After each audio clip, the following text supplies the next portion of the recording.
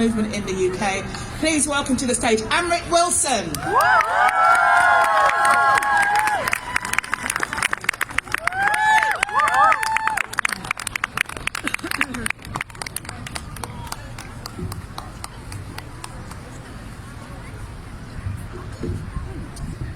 Sisters, together we are powerful. That's why I wanted to talk to you about what's happening in my hometown, or what used to be my hometown of Delhi in India. Sisters, there's a massacre going on there, a massacre of Muslims, a terrifying pogrom. The death toll is 53 and it's rising as more and more bodies are found. Hundreds are critically injured. Homes are being burned down. Thousands have been displaced. Women have lost their children, their loved ones. They have been killed. They have been brutally beaten and sexually abused. They have seen their mosques desecrated and destroyed.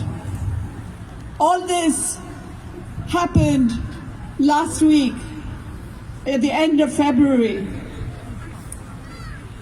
Sisters, this is an overwhelming tsunami of Islamophobia which is playing out in northeast Delhi. But it engulfs the whole city and in fact the whole of India. Let's make no mistake, this is a global agenda linking India's Prime Minister Narendra Modi with the people who have already been mentioned, Trump and Boris Johnson, and let's not forget Netanyahu. And Shah. And it links the suffering of Kashmir, Myanmar, Palestine and India to the US and UK. In India, this fascism takes the form of upper caste Hindu supremacy. The Indian government is demanding that people prove their citizenship with documents going back generations. Sisters, as you know, in our countries of origin, poor people often don't have documents. All this is more the case with women.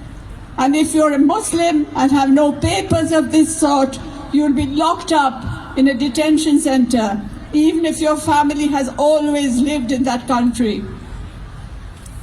Massive detention centers have already been set up, and many who have been detained there have died. Of course, we don't hear about all this in this country. The new citizenship laws make religion central for the first time. Sisters, we know of the horrific injustice of Windrush. We know about Yalswood and the women there. These are symptoms of fascism. In India, we can see the next horrifying stage. Like Hitler's Germany, denial of citizenship to millions of people is likely to be followed by a genocide. But in these dark days, the wonderful, inspiring flowers of resistance have bloomed. Muslim women, those who have been stereotyped by the racists as passive, as unresisting, have come out in their thousands.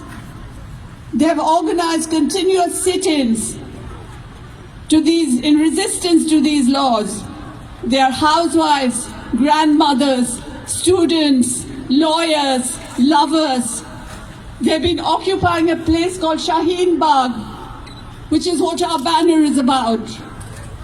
And in the last few weeks, many other Shaheen Baghs have sprung up in towns and villages all over India. The women have been sitting in through the bitter cold of North India with their children. They have created these safe spaces for themselves and for their children, where they can learn, draw, read and sing songs of resistance. And in some places, they've been joined by their non-Muslim sisters. These spaces are an alternative vision for the future.